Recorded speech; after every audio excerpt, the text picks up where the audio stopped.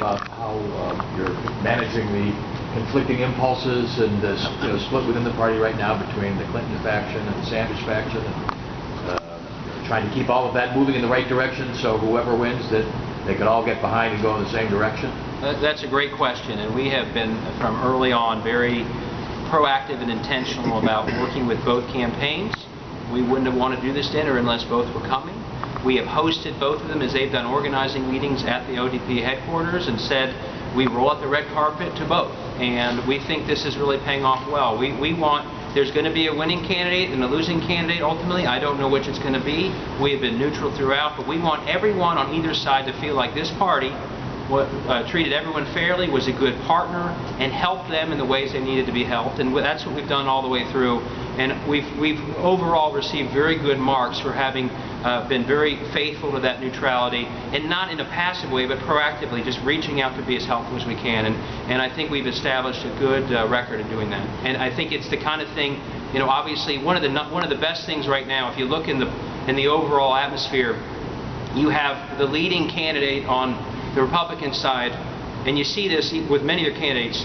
Those who don't like the candidate say they would have a really, really hard time voting for the winner. Yeah. On our side, we're not seeing that. We see polls that basically say, hey, even though we have a nice spirited primary and that's healthy and we got a lot of energy, our side basically is saying if the candidate we like doesn't win, we still feel pretty good about the other one. So we think that that's a good thing, but we also work very hard to make sure that everyone felt like this party was fair all the way through. You say that, and yet people look at the superdelegate system and some of the comments that have made by Debbie Wasserman Schultz, and they're saying that the party really is helping Hillary Clinton much more than they're helping Bernie Sanders. And while you say you're being neutral, the superdelegate system and the party control ensures her victory as much as anything else. Is that not true? I don't think that's true. I mean, I can speak for our party. We have, and I'm speaking for the Ohio Democratic Party, we have worked very hard. And I think both sides have seen it and appreciated it. I have had both sides all the way through say, hey, you guys are being fair. We appreciate it. And everything from the tiniest aspect to even tonight's program was negotiated with both sides, so they felt it was fair to them. So we're very proud that we've been able to keep both sides feeling like this party gave them a fair shake, and we weren't just fair, we were actually partnering with them all the way through. And for example, superdelegate, I've never committed. I'm a superdelegate. I've not committed because I wanted to make sure it was clear that I, too, in leading this party, was neutral all the way through. Yes? Yes, sir. There's over 200,000 Latinos in the state of Ohio that can vote. Given that the margin of difference in the last 3 elections has been about 170,000, what is the party going to be doing different this year to engage the Latino vote? And question number 2, what's going to be the position in regards to immigration reform? Thank you for your question.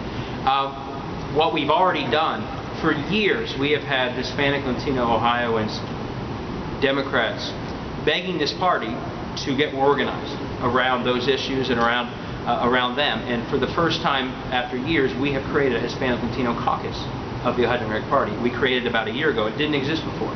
So we are organizing in that caucus already. 6 months ago, helped bring Joaquin Castro to Summit County. I think Julian Castro will be coming to Butler County in the not-too-distant future. So we are very excited about this progress, this momentum, and we feel like, especially with Donald Trump running on the other side, that we will be able to harness a lot of energy, a lot of frustration about how this issue is being talked about. We certainly support comprehensive immigration reform. I think all of our federal officials do, and state officials to the extent they're talking about it. So I feel very good about where we are, but organizationally we made a big step forward, and that will be a very important part of this November's election. Governor, can we ask you how you feel about your own race coming up here in a couple of days? You're being challenged by an up-and-comer who's been on the airwaves quite a bit, who's been making gun control quite an issue for you. What's your confidence level at this point? Very high. As you know, I haven't spent a single dollar on television ads. I've had over 10 million spent against me by the friends of Rob Portman, Senator Portman. I'm talking about the Koch brothers, Karl Rove, Mitch McConnell, the U.S. Chamber of Commerce. They've spent a lot of money against me. I'm told perhaps more money against me than any Senate candidate in America. And yet every public poll has me with at least a slight lead. And so I haven't spent any money. So I'm feeling pretty good about November, but I'm also obviously feeling very good about Tuesday's election. I've worked hard, and I think I'll win, and I'm working to convince Ohioans that I'm the best guy for this job. Not spending money, was that a strategic gamble? It wasn't a gamble in my judgment. I've had very, very high confidence that I didn't need to spend money in this primary because all the polls have showed that I've had a very healthy lead. And so I feel good about the decisions we made in regard to how we use our resources. And I look forward to running against Senator Portman come November. Governor, to all those editorial boards and maybe a lot of Democrats who feel that maybe you shortchanged the system and perhaps the electorate by not engaging in a debate with Mr. Sullivan, what's your response to that? My response is that that I've lost some endorsements and I've won some, and I was very happy this week that the Cincinnati Enquirer endorsed me in this primary race. But just let me say that I believe I'm the best candidate to run against Senator Rob Portman. So believing that, if I didn't believe that, I shouldn't be running for the Senate. That seems like a logical thing for me to say. And so my goal has been to focus on the ultimate challenge, which is running against Senator Rob Portman, and not to spend my time and energy fighting with a fellow Republican or fellow Democrat or fellow Democrats. I'm running against the Republicans in this race. And so I think I made the right decision, and you know, the people will go to the polls and they'll make a choice, and I'll accept that choice and be grateful if they choose me, and then I'm going to take on Rob Portman with gusto, and I'm going to win this Senate race. People in Cleveland who say, gee, he couldn't at least do a city club debate. I mean, at least get on the stage with him once and let's see and hear him side by side. I mean, aren't you shortchanging the system and tradition there? No, I don't think at all. I don't think at all. My responsibility is to try to win this race and to do it ethically and honestly, as I have. I've said no unkind words against either of my opponent in this race. They've had the opportunity to run their races. I've had the opportunity to run mine, and the people will make a decision, and I'll accept that decision, and I think I'll be the winner. Let me chime in on one thing, and it's almost taken for granted how uniquely well-positioned we are with Governor Strickland in a race. Most chairs in the country would love to have a candidate challenging an incumbent senator who started the race ahead. I think in Wisconsin maybe is the only other state where that's happened, where Russ Feingold's ahead. So to have in one of the most contested swing races someone who started the race ahead and has remained ahead, that is not just a swing race. That is literally something that is a rare occurrence, and that's why I think you saw early on everyone from the DSCC to Sheriff Brown endorse someone, because that's a rare moment where you get to start out ahead of an incumbent, and he has remained ahead despite millions of attacks, and they know he's ahead. That's why Rob Portman flipped on TPP after years of being for fast track. He's against the thing he was for fast tracking. And that's because he knows that Ted's ahead, and he's worried about it. Right. He now is taking the position on the Supreme Court, which is also just a third rail, that they shouldn't even consider anyone who Obama puts forward. So we feel very good about this race, and we're lucky to have someone who started this race. I always joke with Ted Strickland, and I saw Curtis Fuller come in. I used to run for city council in Cincinnati, and Curtis will remember this. And at the end of the campaign, I'd go down. I was running TV ads, and I felt everyone knew who I was, and boy, it felt great. And they'd say, David Pepper, I'm for you, I'm with you. And then 3 weeks after the campaign was over, the TV ads were gone, and people would say, who's that guy? You know, they'd ask me, are you the weatherman on TV? They'd forget you. They forget you like this. 5 years after Ted Strickland was not in office, 5 years after the last TV ad, he wasn't forgotten, he was ahead. And he was ahead because they know his name, but he was more importantly ahead because they know who he is. And every single poll has shown it's not just that they've heard the name, they know who he is, they know his character, and that's why he's ahead of places that even Democrats are behind. So we're very, very lucky that he's running. We're very excited about his race going through that. So, Governor, yes. Mr. Pepper's comments sort of opened the door for my next question here. Sure. Tuesday's going to be a big day, especially on the Republican side. Very lively election day. Governor Kasich is saying, if you want to know what I'm going to do in the future, look what I did in the past. It seems to me that you are the perfect person in the world to ask, since you were governor of Ohio during the time that the recession hit and left Ohio. What do you think John Kasich would have done had he been in your shoes at that time? And what do you think? But I'm glad I was in my shoes and what do you think the consequences would have been for Ohio if he didn't touch the rainy day fund, if he didn't accept any kind of federal stabilization funds, and would have cut taxes and reduced state employees at the time? Well, where would we be? Interesting question. It's obviously hypothetical, but I'm proud of my record as governor. I did govern during a very difficult time, but I gave Governor Kasich a recovering economy. I believe more jobs were created in my last year in office than in either of his first 2 years in office. I was very happy that the President and Senator Sherrod Brown and our congressional Democrats gave us the stimulus resources. That was very important. I'm so happy that the auto rescue occurred, and one of the things that I'll be talking about later tonight is the fact that Senator Rob Portman, a senator from Ohio, said that the auto rescue plan was a lousy deal for Ohio, and that's almost unexplainable to me. You know, the past is the past. I'm looking for the future. There are so many problems facing this country that need to be addressed. Immigration reform was mentioned. Certainly, I'm strongly for comprehensive immigration reform with the path to citizenship. I'm for equal pay for equal work. I'm for raising the minimum wage. There are so many important things that need to be done, and I'm looking forward to being in office and fighting for Ohioans when it comes to those important issues.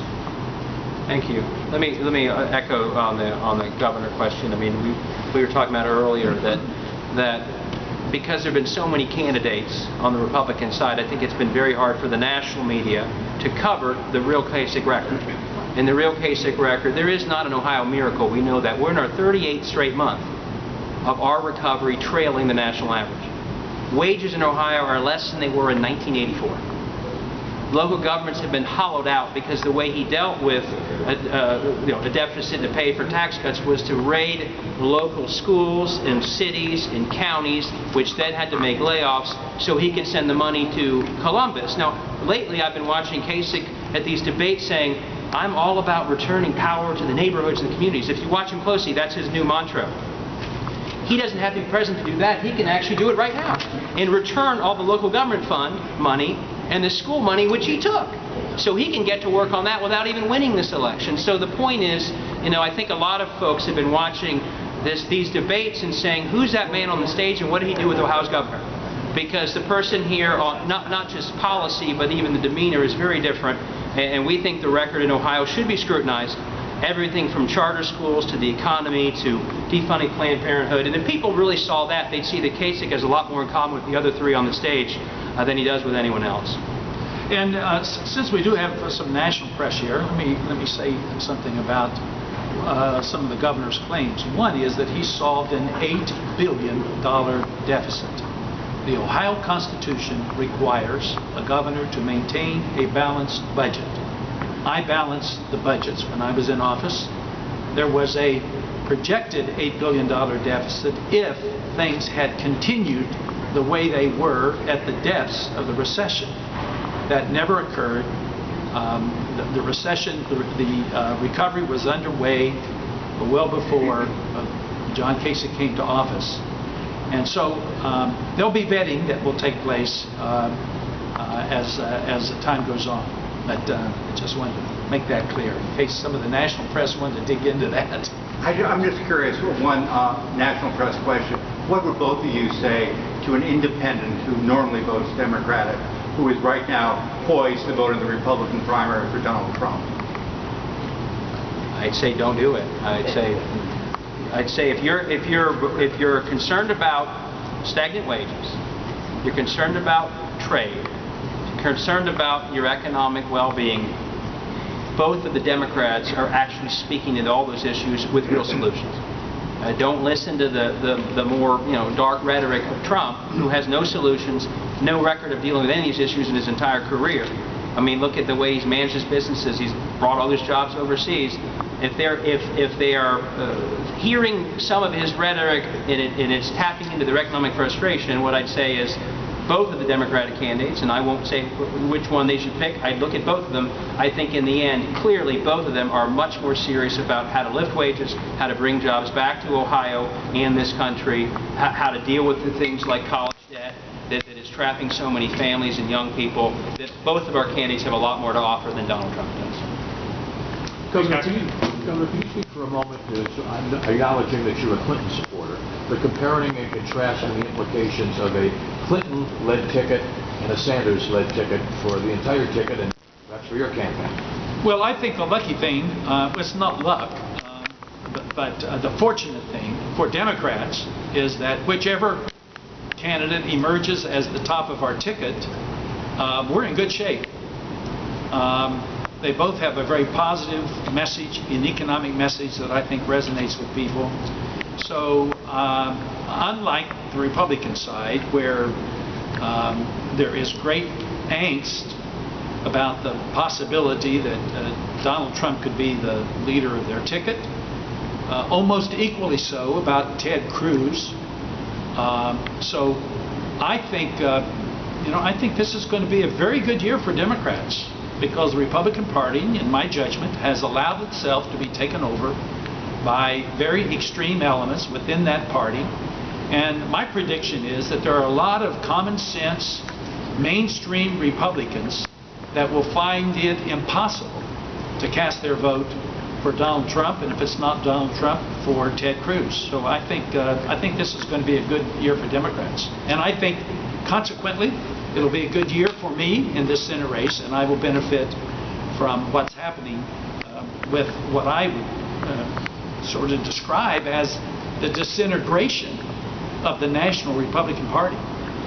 But you don't think there'll be a substantial difference between a ticket with Clinton at the top and a ticket with Sanders at the top? I don't. One more electable than the other in your mind? Well, I have my personal preference, but as David said, this is an evening where we are being crystal clear that it's a level playing field as far as we're concerned. Both are great candidates. I know them both, and I appreciate their talents and their message, and we're going to win in November as a result. One thing I would do is take our cues from and I give him respect for having been so transparent, Matt Borges, the Republican chair. He said for 6 months, if Trump's the candidate, he thinks Hillary or Bernie wins, and they'll be struggling to save anyone the ticket. So we believe if either of our two win, we feel good. If Trump continues on the course, we feel like we'll have a wonderful year. And whether it's Dave Yost saying it or Matt Borges, the Republicans in Ohio at least happen to agree with us.